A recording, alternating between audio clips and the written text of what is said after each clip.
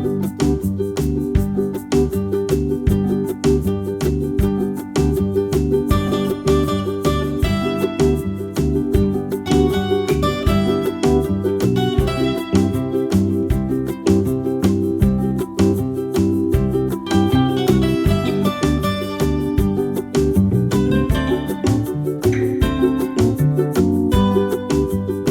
Guys, welcome back to my channel want to bites. मैं हूं अनु और आज हम जा रहे हैं हमारे थर्ड इंटरनेशनल ट्रिप पे, that is Thailand. I promise you, ये पूरा वीडियो देखने पे आपको एकदम इजीली पूरा प्रोसेस समझ में आएगा, गोइंग फ्रॉम मुंबई या इंडिया में कोई भी स्टेट से to Bangkok. Bangkok is the capital of Thailand. पहली बार हमारे साथ हुआ टर्मिनल कंफ्यूजन इन मुंबई। मैं आपको बताती हूँ, हमारा 9:50 रात का फ्लाइट था मुंबई से बैंकॉक का, लेकिन हमारा ट्रांजिट वाला फ्लाइट है जहाँ पे हमारा 5 आवर्स का हॉल्ट है इन चेन्नई। नॉर्मली जब भी एयरपोर्ट जाते हैं तो कैब के थ्रू ही जाते हैं, बट इस बार पहली बार हमने सोचा हम ट्रेन से जाएंगे एंड उसके बाद हम मेट्रो करेंगे।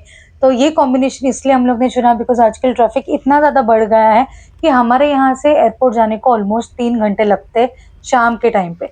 हमें 5 बजे निकलना था क्योंकि हम लोग ने लॉग आउट किया, 5 PM को हम निकले।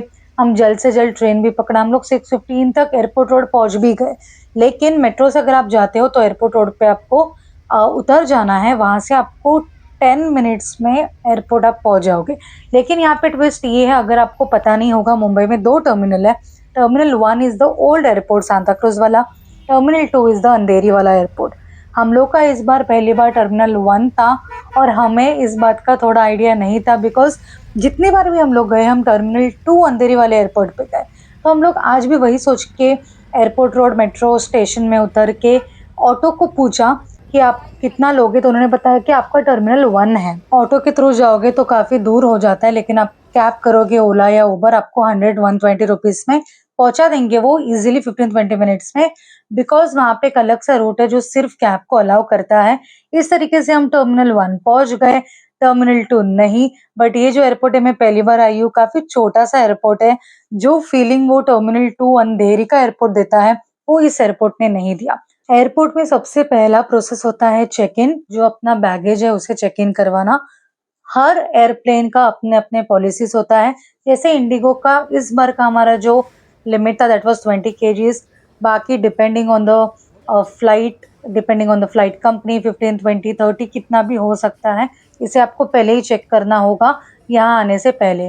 दिस इज द लिस्ट जो आप चेक इन बैगेज में नहीं डाल सकते, एज वेल एज कुछ कुछ चीज़ें जैसे बैटरीज, लैपटॉप्स, चार्जर्स, मोबाइल, ये सारी चीज़ें भी आप अपने चेक इन बैगेज में नहीं रख सकते।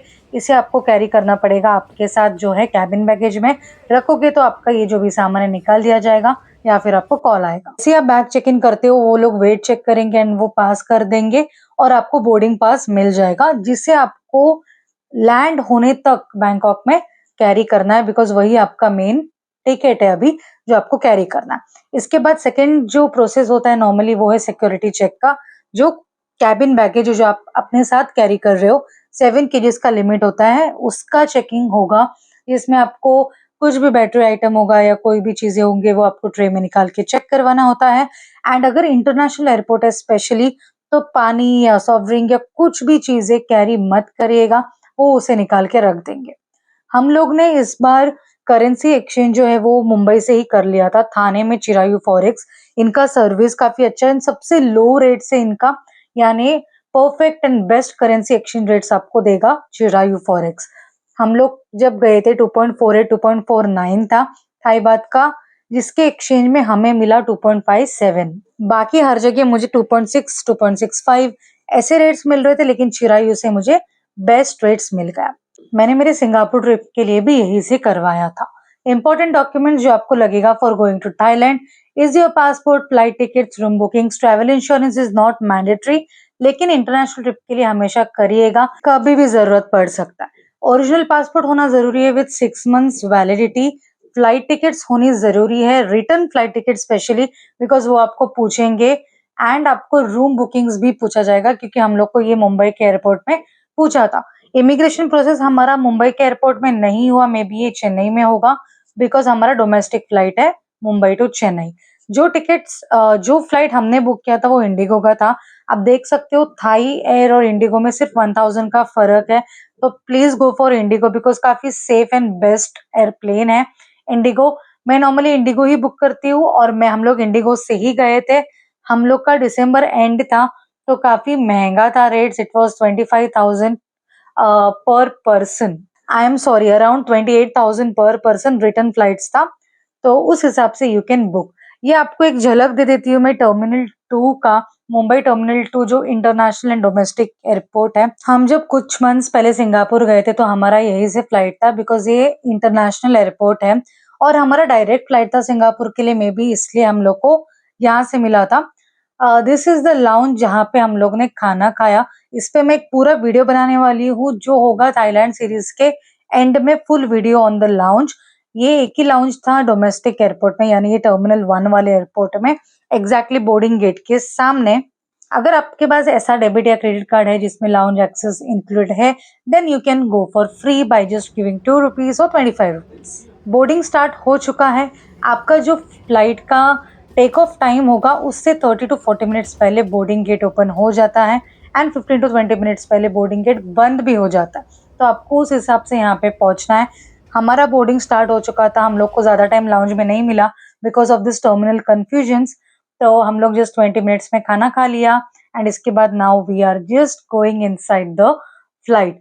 हमारा है ये इंडिगो का फ्लाइट, अब बज रहे अराउंड 9:20 PM एंड हमारा डायरेक्ट फ्लाइट नहीं है, हमारा ट्रांजिट है चेन्नई में और पहली बार हम लोग ट्रांजिट वाला फ्लाइट लिया हुआ है। We paid around 28,000 per person including the return tickets as well, which is costly. Normally Thai आपको 9,000 का प्राइस देता है पर पर्सन वन वे, बट मुझे वो इतना सेफ नहीं लगता लो मेंटेनेंस फ्लाइट की वजह से। बट आई नॉर्मली प्रीफर, जैसे सिंगापुर का टाइम पे we went by Vistara, now we are going by IndiGo, तो थोड़ा प्राइस ज्यादा दिया तो भी चलेगा बट थोड़ा सेफ होना ज्यादा जरूरी है। तो अभी हम लोग का जो फ्लाइट है वो टेक ऑफ हो ही रहा है, ऑलमोस्ट अभी हो ही जाएगा एंड नेक्स्ट जो क्लिप होगा दैट विल बी हम लोग चेन्नई पहुंचते ही। एकदम टाइम पे फ्लाइट निकला है, 1 मिनट का भी डिले नहीं है यहाँ पे। अभी देखते हैं हम कितने बजे चेन्नई पहुंचते हैं, कितना देर का ट्रांजिट होगा। रात का मुंबई बहुत ब्यूटीफुल लगता है ऊपर से देखने में, हर जगह रंग बिरंगी लाइट्स आपको देखने मिलेगा एंड ये जो वीडियो है इसमें तो कुछ भी नहीं है, द वे इट लुक्स आपकी आंखों से देखने में एक अलग ही इसका मजा है। इस फ्लाइट में कुछ खाना इंक्लूडेड नहीं है, नॉर्मली इंडिगो मील्स प्रोवाइड नहीं करता। अभी हम पहुंच चुके हैं चेन्नई एयरपोर्ट, रात का 12 बजने आया है, 12 बजा नहीं है अभी तक, यानी हम लोग को 2 घंटे भी नहीं लगे चेन्नई पहुंचने के लिए। मुंबई से बैंकॉक जाते वक्त अगर आपका ट्रांजिट है और आपका सेम एयरलाइंस है तो आपको बैगेज कलेक्ट करने की कोई जरूरत नहीं है चेन्नई में, बिकॉज वही आपको ट्रांसफर कर देंगे और आप इजीली बैंकॉक में उसे कलेक्ट कर सकते हो। हम लोग का भी सेम था और हम लोग यहाँ पे लाउंज में आ गए, जो बहुत ही ब्यूटीफुल सा लाउंज है, ट्रैवल क्लब का इंटरनेशनल लाउंज। इसके ऊपर पूरा वीडियो भी आपको थाईलैंड सीरीज के एंड में मिल जाएगा।